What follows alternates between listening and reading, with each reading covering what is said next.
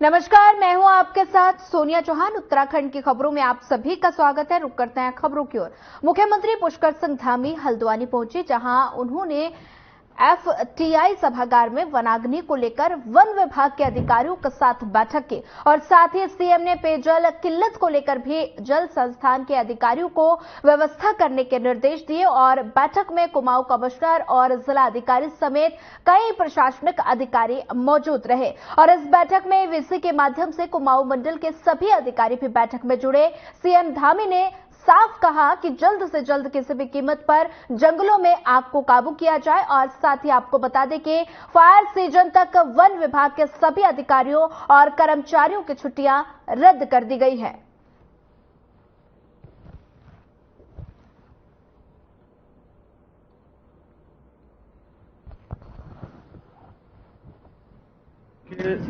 ये वनाग्नि को हम लोगों ने बहुत चुनौती के रूप में लिया है और जो भी वनाग्नि को रोकने के लिए जरूरी इंतजाम है, जरूरी काम है, वो सब करने को आज कहा है।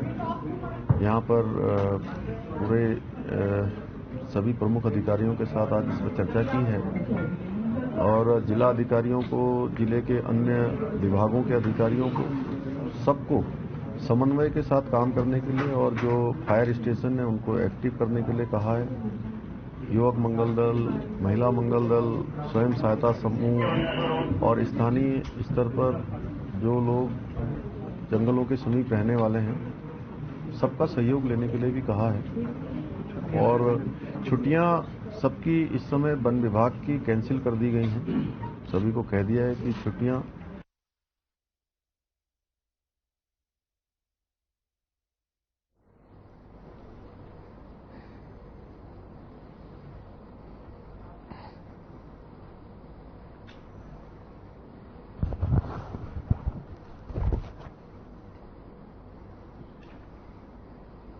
प्रदेश में बढ़ रही वनाग्नि की घटनाओं को लेकर वन विभाग निरंतर प्रयासरत है। वहीं इस विषय को लेकर वन मंत्री सुबोध उनियाल ने प्रेस वार्ता कर जानकारी देते हुए बताया कि अभी तक उत्तराखंड में 544 वनाग्नि की घटनाएं सामने आई हैं, जिसमें लगभग 665 हेक्टेयर वन भूमि प्रभावित हुई और साथ ही उन्होंने कहा कि विभाग की सभी व्यवस्थाओं को दुरुस्त करने में लगा हुआ है और साथ ही रिलीफ फंड की व्यवस्था भी की गई है।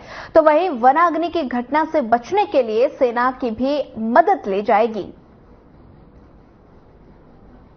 बता दें कि वन मंत्री सुबोध उनियाल ने प्रेस कॉन्फ्रेंस की और वनाग्नि की बढ़ती घटनाओं को लेकर प्रेस कॉन्फ्रेंस की गई और साथ ही बता दें कि देहरादून की ये तस्वीरें हैं। ये मामला बताया जा रहा है, जहां पर वन मंत्री सुबोध उनियाल ने प्रेस कॉन्फ्रेंस की, साथ ही बढ़ती वनाग्नि की घटनाओं को लेकर इस प्रेस कॉन्फ्रेंस में जानकारी दी गई और साथ ही विभाग की तैयारियों पर भी चर्चा की गई।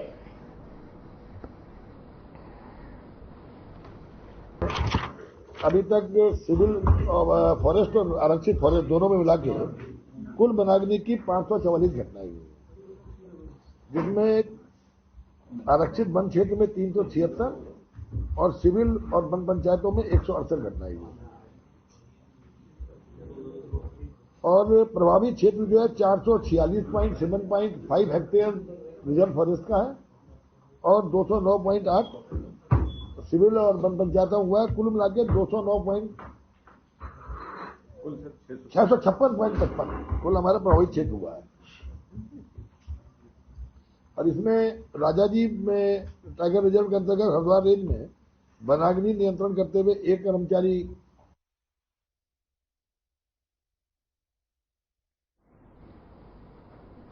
मौसम विभाग ने उत्तराखंड में अगले 4-5 दिनों तक मौसम सामान्य बने रहने की संभावना जताई और प्रदेश में मौसम निदेशक विक्रम सिंह ने जानकारी देते हुए कहा कि मौसम सामान्य रहने से तापमान में 3 से 4 डिग्री की कमी होगी और गर्मी से लोगों को राहत मिलेगी और साथ ही उन्होंने कहा कि गढ़वाल क्षेत्र में कुछ जगहों पर हल्की बारिश होने की संभावना है, लेकिन कुमाऊं क्षेत्र में मौसम सामान्य रहेगा और साथ ही उम्मीद जताई जा रही है कि बारिश होने से वनाग्नि की घटनाओं से राहत मिलेगी, लेकिन फिलहाल कुछ ऐसा देखने को नहीं मिला है।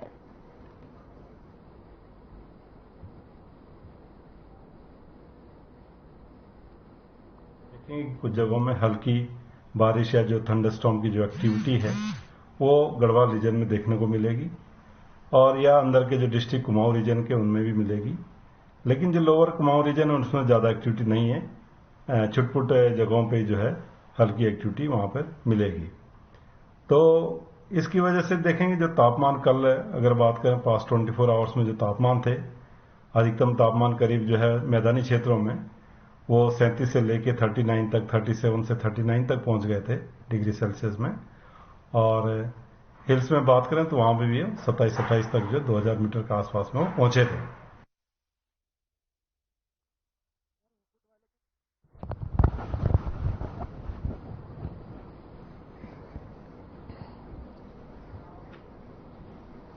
पौड़ी जिले में बढ़ रही वनाग्नि की घटनाओं को रोकने के लिए अब पौड़ी के डीएम आशीष चौहान ने जिले में समस्त एसडीएम और खंड विकास अधिकारियों की जिम्मेदारी तय की और इसके चलते उन्होंने निर्देश दिए कि अपने अपने क्षेत्रों में वनाग्नि की घटनाओं पर पैनी नजर बनाए रखे है और वनाग्नि की सूचना मिलते ही मौके पर पहुंचकर वनाग्नि को काबू करने के लिए वन विभाग का पूरा सहयोग करे। और इसके साथ ही डीएम ने विद्यालय के आसपास लगे होने पर विद्यार्थियों को बंद रखने का निर्देश भी दिए और साथ ही वनाग्नि की घटनाओं को सूचना प्रशासन तक पहुंचाने के लिए एक टोल फ्री नंबर भी जारी कर दिया गया है।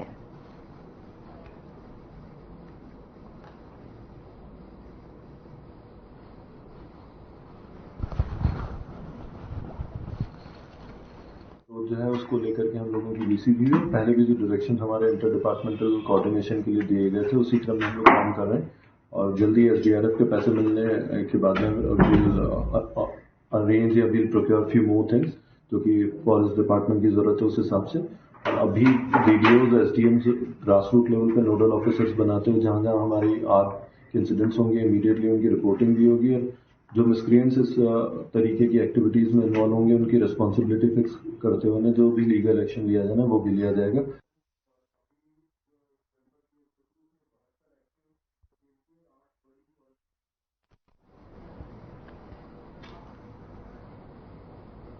राजधानी देहरादून के दून अस्पताल में स्टाफ के कमी के चलते मरीजों को भारी दिक्कतों का सामना करना पड़ रहा है और इस बात को लेकर दून अस्पताल के एमएस डॉक्टर अनुराग अग्रवाल ने कहा कि इस मामले में रोटेशन के तहत कार्मिकों को अलग अलग जगहों पर तैनात कर का काम चलाया जा रहा है और साथ ही उन्होंने कहा कि मरीजों के ब्लड सैंपल जमा करने में असुविधा न हो इसके लिए वैक्यूम ट्यूब के जरिए ब्लड सैंपल को लैब में टेस्टिंग के लिए भेजा जा रहा है।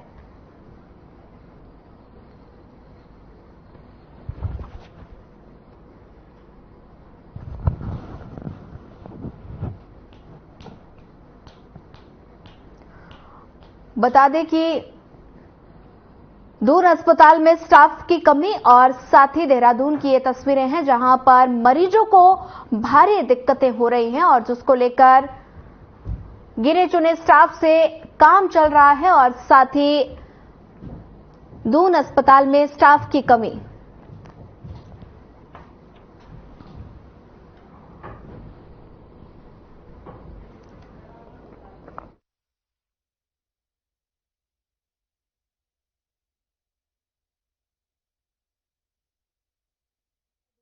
थोड़ा अस्पताल के एक दो कैडर में हमें कमी महसूस होती है और उसमें एक रोटेशन के तहत और मल्टीपल जगह पर हम लोग उनको यूटिलाइज कर कर काम चला रहे हैं और इसमें मरीजों को असुविधा कम से कम हो इसलिए बहुत सारे आप देखेंगे तो यहाँ डिजिटलाइज कर दिए गए हैं।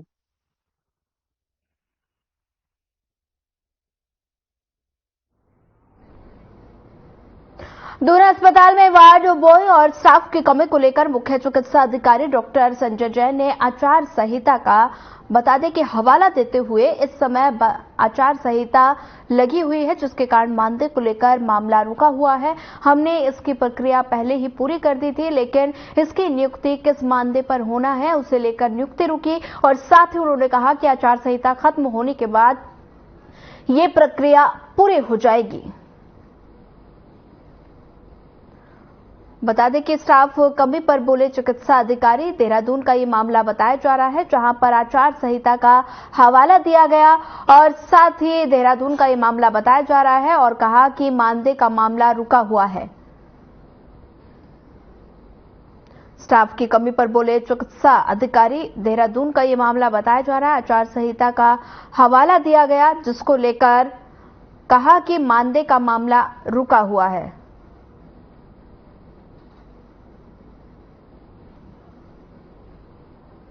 स्टाफ की कमी पर बोले चिकित्सा अधिकारी और आचार संहिता का उन्होंने हवाला दिया।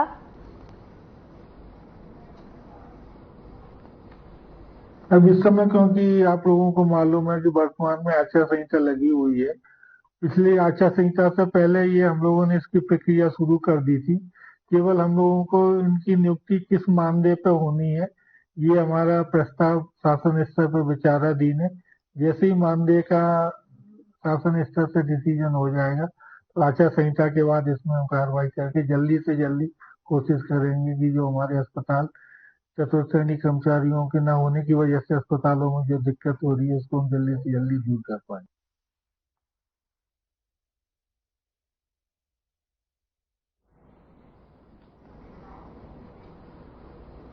पलटन बाजार में कपड़े की दुकान में लगी आग पर पुलिस ने सीसीटीवी कैमरा खंगालने पर एक स्कूटी सवार अभियुक्त ज्वलनशील पदार्थ से आग का हवाला बता दें कि आग लगती हुई नजर आई और साथ ही जिसके बाद पुलिस को संदिग्ध की तलाश में सफलता हाथ लगी।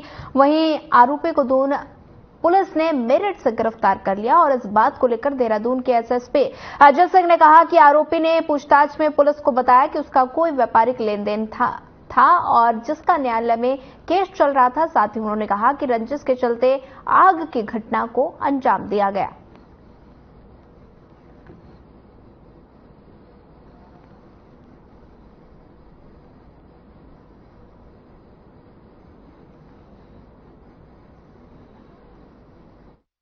ये ओमजी गारमेंट्स है पलटन बाजार में, जिसमें 24/25 की रात्रि 12:30 बजे करीब सूचना प्राप्त होती है आग लगने की, जिसमें तत्काल पुलिस फोर्स और फायर ब्रिगेड की गाड़ियां पहुंचती हैं और बड़ी मशक्कत के बाद करीब 2-2.5-3 घंटे के बाद आग पर काबू पाया जाता है। चूंकि 3 मंजिला ये करीब स्टोर था और इसमें गारमेंट्स थे, इस कारण आग काफी भयानक रूप से लग गई थी।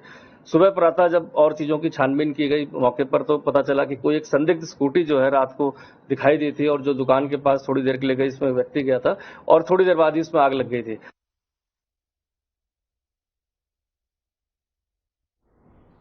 कोटद्वार में लैंसडाउन डिवीजन के जंगलों में पिछले कुछ दिनों से भीषण आग लगी हुई है और डिवीजन के कोटद्वार रेंज में भीषण आग से लाखों के वन संपदा जलकर खाक हो गई। दूसरी ओर लैंसडाउन डिवीजन डीएलएफओ बता दें कि ग्रामीणों की असावधानी के कारण जंगलों में आग लग गई। ग्रामीणों को बार बार जागरूक करने के बाद भी वे अपने खेतों में आग लगा रहे हैं, वहीं आग भी जंगलों में फैल रही है। लैंसडाउन के जंगलों में लगी भीषण आग और बता दें कि डीएफओ ने ग्रामीणों को जिम्मेदार ठहराया और लैंसडाउन के जंगलों में भीषण आग लग गई, जिसकी वजह से लाखों की वन संपदा जलकर खाक हो गई।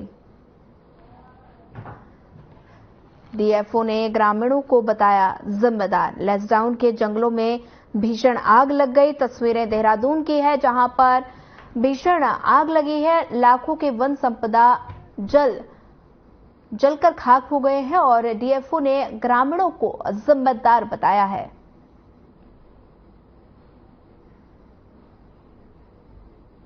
इस बार जो है लंबा ड्राई स्पेल चलने से और विंटर रेन नहीं होने से आग की संभावनाएं बहुत ज्यादा बढ़ गई हैं और घटनाएं भी घटित हो रही हैं। जंगलों में जो आग लग रही है वो ग्रामीण क्षेत्रों के जो अपने नाप भूमि में अपनी आड़े को जो जलाते हैं, वो आड़ा जलता हुआ छोड़ देते हैं, जिससे वो आग जंगल में फैल जाती है। हमारा प्रयास है कि उनको जागृत किया जाए कि वो आड़ा जलाए ही नहीं बल्कि उनको अपने गड्ढे में डाल दें, लेकिन फिर भी इस बात का वो पालन नहीं कर रहे हैं। जलता हुआ आड़ा छोड़ने से यह आग बढ़ रही है।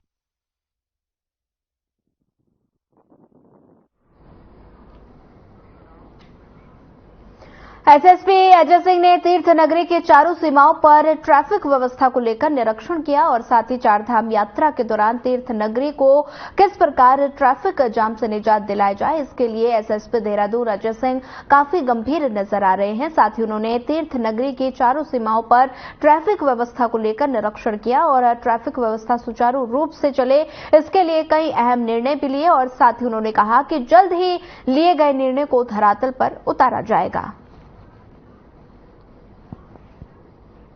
ट्रैफिक जाम से निजात पाने के लिए कवायद शुरू हो गई है। तीर्थ नगरी को जाम से बचाने की कवायद शुरू। एसएसपी अजय सिंह ने निर्देश जारी किए हैं जिसको लेकर ट्रैफिक जाम से निजात को लेकर फिलहाल तैयारी की जा रही है।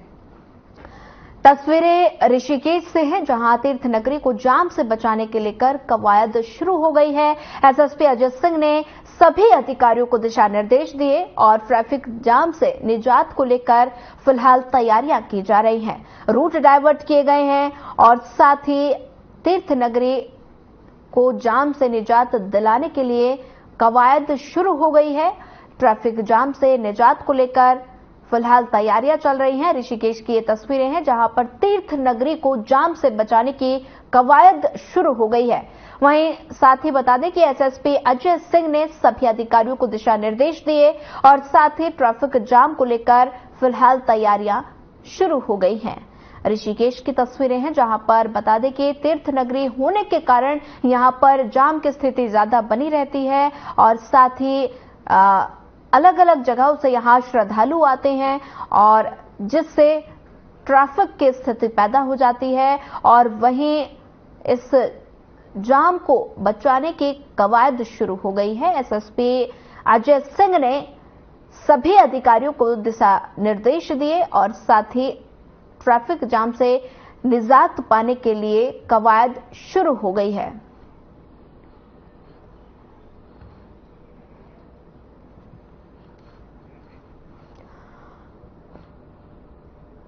ट्रैफिक बता दें कि तीर्थ नगरी को जाम से बचाने की कवायद शुरू हो गई है। एसएसपी अजय सिंह ने सभी अधिकारियों को दिशा निर्देश दिए और वहीं ट्रैफिक जाम से निजात को लेकर फिलहाल तैयारियां शुरू हो गई हैं। ऋषिकेश की तस्वीरें हैं जहां पर बता दें कि एसएसपी अजय सिंह ने सभी अधिकारियों को दिशा निर्देश दिए।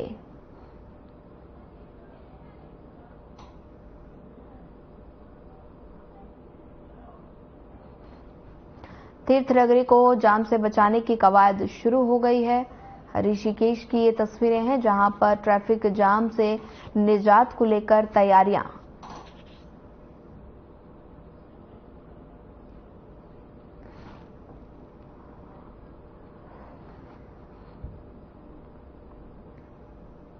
चारधाम यात्रा जल्दी शुरू होने वाली है। जो जिस तरह से टूरिस्ट आते हैं यहाँ सैटरडे संडे को भी चारधाम यात्रा से पहले ही आना शुरू हो जाते हैं और यहाँ रुकते भी हैं। बेसिकली जो हमारा मेन जो देखा जाए ऋषिकेश की अगर हम बात करते हैं तो हमारा श्यामपुर फाटक एक बड़ा बॉटलनेक था जहाँ समस्याएं होती, तो जिस हिसाब से काम चल रहा है मुझे लगता है एक सप्ताह के अंदर सुचारू रूप से प्रारंभ हो जाएगा। कुछ जगह हमने देखा कट बैरियर्स ऐसे हैं जिस पर लोकल लोग और चारधाम के यात्री आते हैं, कंफ्यूज रहते हैं बाहर के किस रास्ते जाना, तो उस जगह कहाँ हमारे फ्लेक्सी बोर्ड लगेंगे और भी व्यवस्थाएं जो हमारे देखा जाए जो रजिस्ट्रेशन सेंटर है यहाँ पर पुलिस की क्या व्यवस्था रहेगी, क्या कोऑर्डिनेशन रहेगा समस्त विभागों के साथ।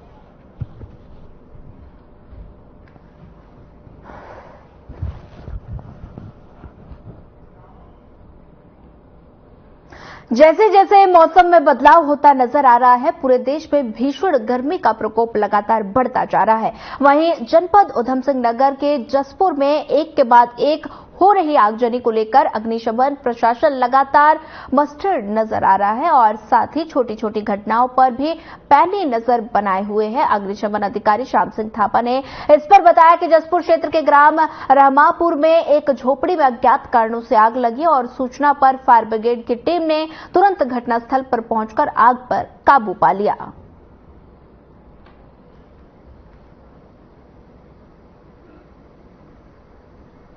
वो करता रहता है, प्रचार प्रसार भी करता रहता है और आग की रोकथाम के बारे में जानकारी देता रहता है और लेकिन लोग जागरूक तब भी नहीं हो रहे हैं, अपने नुकसान कर बैठते हैं। जैसे बीड़ी सीढ़ी पीने वाले रास्ते में सिगरेट पीते हैं और इस समय गर्मी का समय तो जितने भी भूसे हैं इस समय सब विस्फोटक हैं पूरा, इसमें तो हल्की चिंगारी पड़ेगी तो नुकसान हो जाता है। और कल जो आग लगी थी कल वो, लेकिन उसका कारणों का पता नहीं चल पा रहा है, क्योंकि एक तो रहमापुर झोपड़ी में चेतराम की झोपड़ी में आग लगी थी, जिसमें 2 साइकिलें और कुछ अनाज और कुछ जल गया था। और इसके जो घर के लोग उसमें बाहर अपना खेत में काम करने गए थे, लेकिन उसका कारण का पता नहीं चल पाया, शायद किसी की लापरवाही या किसी की बीड़ी फेंकने से हुआ होगा, लेकिन कारण अभी अज्ञात है। फिर एक लगी थी रामनगर वन में आग।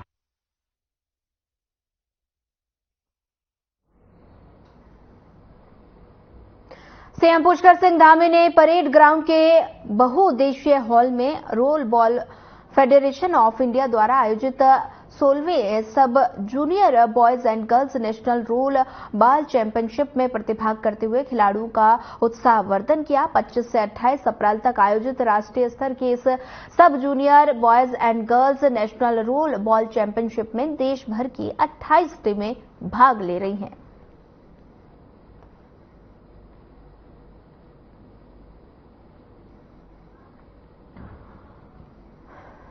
अट्ठाईस टीमों ने प्रतियोगिता में हिस्सा लिया। रोल बॉयज चैंपियनशिप का आयोजन देहरादून की तस्वीरें हैं, जहां पर सीएम पुष्कर सिंह धामी ने शिरकत की है। 28 टीमों ने प्रतियोगिता में हिस्सा लिया। देहरादून की तस्वीरें हैं।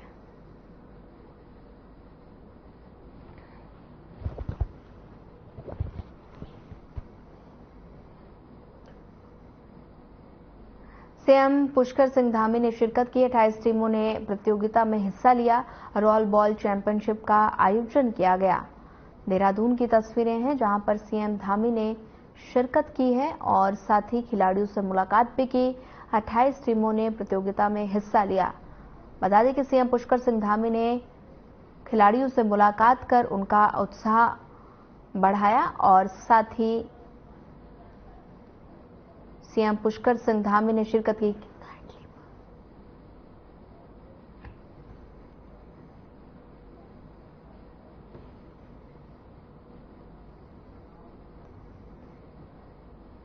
प्रदेश में लोकसभा चुनाव होने के बाद अब चुनाव की तैयारियां भी शुरू हो चुकी हैं। मंगलौर विधानसभा सीट पर होने वाले उपचुनाव के लिए सभी दल चुनावी समीकरण जोड़ने में जुट गए हैं और इसे को लेकर हरियाणा सरकार में पूर्व कैबिनेट मंत्री करतार सिंह भडाना ने मंगलौर में अपने बीजेपी कार्यालय का उद्घाटन किया और इस दौरान जनसभा का आयोजन किया गया। और इस जनसभा को संबोधित करते हुए करतार सिंह भडाना ने कहा कि मंगलौर के कुछ नेता उन्हें मंगलौर की सेवा करने नहीं दे रहे और इस दौरान उन्होंने जनता से वादा किया कि उपचुनाव में अगर बीजेपी हाईकमान उनको मौका देती है तो वो मंगलौर में विकास की गंगा बहा देंगी।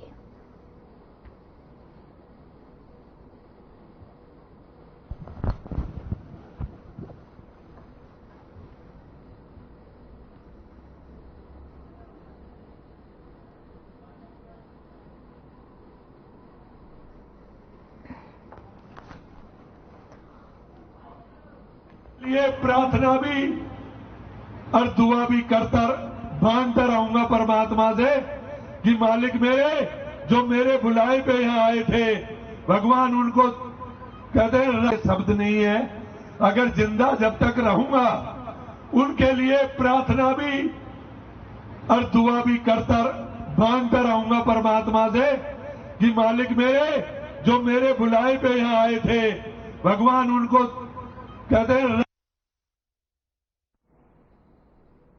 खबर ऋषिकेश से है, जहां रॉबर्ट वाड्रा पहुंचे। रॉबर्ट वाड्रा ने त्रिवेणी घाट पर पूजा अर्चना करने के बाद वहां प्रतिदिन होने वाली आरती में प्रतिभाग किया और त्रिवेणी घाट पर ही भंडारे का आयोजन किया, जिसमें उनके साथ कुछ पारिवारिक सहयोगी और पार्टी के कार्यकर्ता और नेतागण उपस्थित रहे, जिसमें उत्तराखंड कांग्रेस के चीफ मीडिया कोऑर्डिनेटर राजीव महर्षि, AICC सदस्य जयेंद्र रमूला, प्रदेश महामंत्री जयपाल खरोला, सचिव समेत प्रदेश सोशल मीडिया सचिव विकास नेगी भी मौजूद रहे।